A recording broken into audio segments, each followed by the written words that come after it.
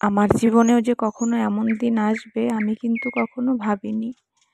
কেউই আসলে ভাবতে চায় না যে কারো জীবনে কোনো খারাপ সময় আসুক। কিন্তু সময় আর পরিস্থিতি যখন একবার তোমার সাথ ছেড়ে দেবে তখন দেখবে তুমি কিছুই ঠিক করে করতে পারবে না। আমার সাথেও হয়তো অনেকটা সেরকমই হচ্ছে। কোনো একটা দিন এমন যায়নি যে আমি আমার বাচ্চাকে ছেড়ে, হাজবেন্ডকে ছেড়ে একটা কোথাও গেছি, এমনকি আমার বাজার অবধিও আমি কখনো যাইনি। কিন্তু আজ সময় আমাকে কোথার থেকে কোথায় নিয়ে যাচ্ছে আমি সেটাই বুঝতে পারছি না। ব্যাগটা 2-3 দিন আগেই তৈরি করেছিলাম, কিন্তু আবার রেখে দিয়েছিলাম, ভেবেছিলাম হয়তো যাওয়া লাগবে না, হয়তো সব কিছু পরিস্থিতি ঠিক হয়ে যাবে, সব কিছু ঠিক হয়ে যাবে। কিন্তু আজ বাধ্য হয়ে হাল ছেড়ে দিতে বাধ্য হলাম। আর হচ্ছে না আমার দ্বারা কিছুই। তাই দেখুন সব কিছু তৈরি করে নিচ্ছি। কিছু কাপড় চোপড় এখানে এক্সট্রা রাখা ছিল, সেগুলোই বের করে দিচ্ছি, কেননা অতিরিক্ত কিছু নিয়ে যাওয়ার আমার ইচ্ছে নেই এখান থেকে।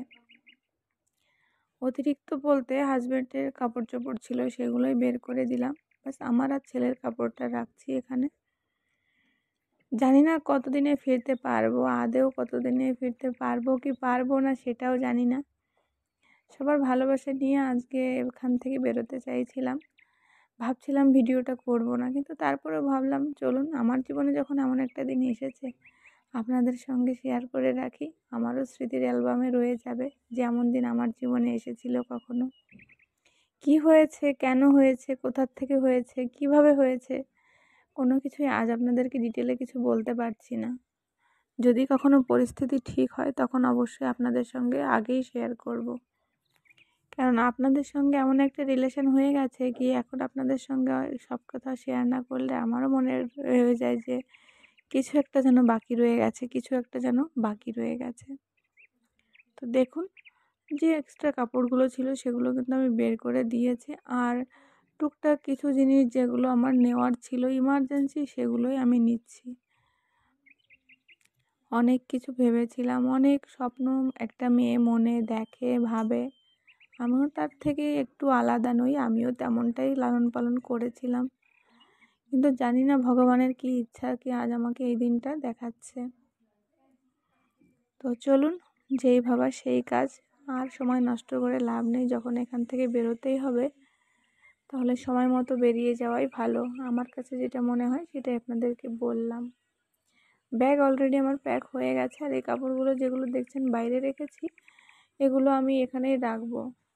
সমস্যা একটা নয়, আর এক দিক থেকে সমস্যা দেখা দিয়েছে। টিকিটটা করেছিলাম, টিকিটটা এখনও কনফার্ম হয়নি।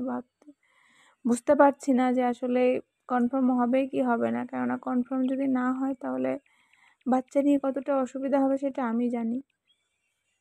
তো এখন ভেবে তো আর লাভ নেই, বেরোতে তো হবেই। টিকিট যদি ক্যান্সেল হয়, বলেছে 1 ঘন্টা আগেই টিকিট ক্যান্সেল হবে, তাহলে আমাকে অন্য ব্যবস্থা করতে হবে ওখান থেকে। তো অলরেডি ব্যাগ কমপ্লিট। আর আপনারা যারা এতদিন আমার সঙ্গে রয়েছেন অনেকেই হয়তো অনেক কিছু জানেন আমার ফ্যামিলি সম্বন্ধে কিংবা আমার সম্বন্ধে। আমি কখনো জানি মানে কখনোই চাইনি কি আমার কোনো সাথে জুড়ে থাকা সম্পর্কগুলো কখনো খারাপ হোক। আমি সবাইকে নিয়ে থাকতেই ভালোবাসি, কখনো আমি চাই না যে আমার ফ্যামিলির কারো দিকে কেউ কখনো আঙুল তুলুক। তো আজও চাইবো না। সেই জন্যই বলছি, সবার ভালোবাসা নিয়ে আমি বেরোতে চাই এখান থেকে। আর সবার ভালোবাসা যদি জোর থাকে, আমার ভালোবাসা যদি এতটুকু জোর থাকে, আমি যদি কাউকে কখনো ভালোবেসে থাকি ফ্যামিলির, তাহলে অবশ্যই এই জায়গাটা আবার ফিরে আসতে পারবো, এতটুকু আমি মনে করি। আমার কারো পরে কোনো রাগ, ক্ষোভ, অভিমান কিছুই নেই। এদিকে সব কিছু যখন কাপড় উঠিয়ে দিয়েছি, ভাবছিলাম একটা দুটো খেলনা নিয়ে নিই বাবুর, কেননা বাচ্চা মানুষ বুঝতেই তো পারছেন, জিদ করতে লেগে যাবে। আর আমার পক্ষে সম্ভাবনা দৌড়ঝাঁপ করে মানে সব কিছু আবার মানে করা।